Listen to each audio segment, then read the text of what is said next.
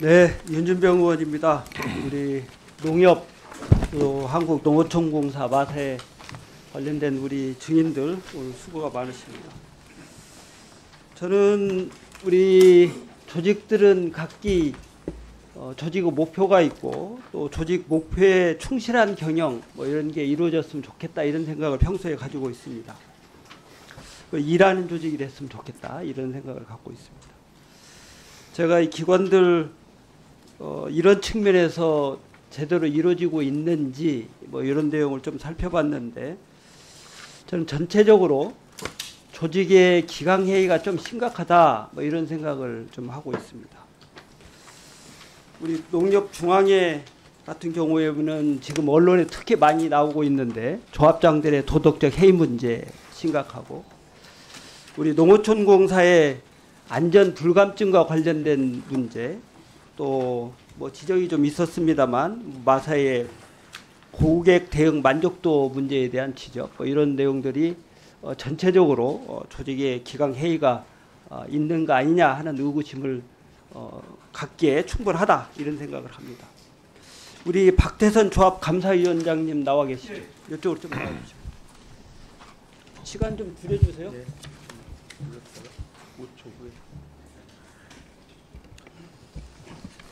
최근 3년 6개월 동안 우리 농협의 조합장들 문제 언론에 나온 내용들 이렇게 조사를 해보니까 뭐 성희롱, 직장 내 괴롭힘 등 갑질, 횡령, 부적절한 직원 채용 뭐 이렇게 해서 징계받은 지역 농협 조합장들이 66명 이렇게 통계상으로 나와 있어요. 네, 맞습니다.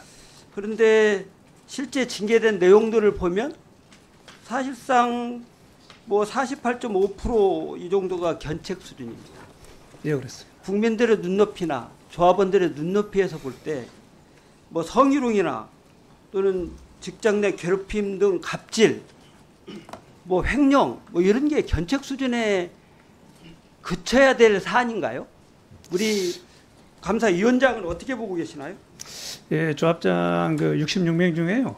견책이 이제 48.5%고 나머지 이제 51.5%는 정직 이상 개선, 심지어는 그 조합장 선거를 다시 치르는 개선까지 해서 한 51.5%를 중징계를 하고 있습니다. 그런데 저희들이 이제 징계 기준은 그 금감원의 그 징계 기준을 저희들이 중심으로 해서 징계 절차를 취하고 있습니다. 뭐 금감원의 징계 기준이라고 하는 내용이 유리할 때는 금감원이고 내부적으로 불리할 때는 또 다른 적용하고 뭐 이렇게 하고 있어요. 내용 보면. 그리고 66명이 나왔다고 그러는데 그것도 제대로 포착해서 감사가 이루어졌는지 실제 이루어지고 있는 여러 가지 비행위가 제대로 적발이 돼서 감사가 이루어지고 있는지도 의구심이 듭니다. 사고로 하잖아요. 언론에 나오면 그 대사. 저는 이런 내용으로 조합장들에 대한 비위 관리를 해서는 안 된다 이런 생각을 합니다. 좀 적극적으로 했으면 좋겠고요. 예, 지도 감독을 철저히 하도록 하겠습니다. 특히 성폭력 범죄 등으로 인해서 금고 이상의 형을 받고 있는데도 사실상 직무를 수행하고 있다는 문제가 있어요. 그래서 그 부분도 전향적으로 검토가 이루어졌으면 좋겠다 이런 생각을 하고 있고요. 들어가시기 바랍니다. 예. 적극적으로 해주시기 바라고요. 예, 알겠습니다. 우리 농어촌공사 지금 뭐 안전사고가 꽤 많이 일어나고 있는 거 인지하고 계시죠? 네, 그렇습니다.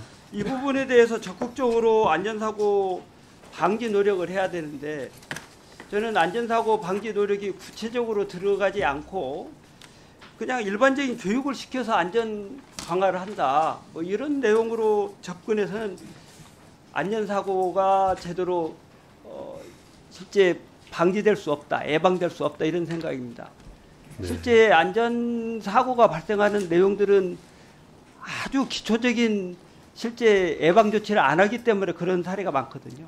그래서 이 부분에 대해서는 적극적으로 해야 될 필요가 있다 이런 생각이 들고 저는 안전관리 등급 4등급 받은 거 상당히 문제가 있는 등급인 거 인정하시죠? 네, 그렇습니다. 네, 그걸 좀 제대로 해주셨으면 좋겠고 네. 좀 의아스러운 게 이런 문제가 있는데도 불구하고 내년에 안전관리비 예산이 삭감됐나요?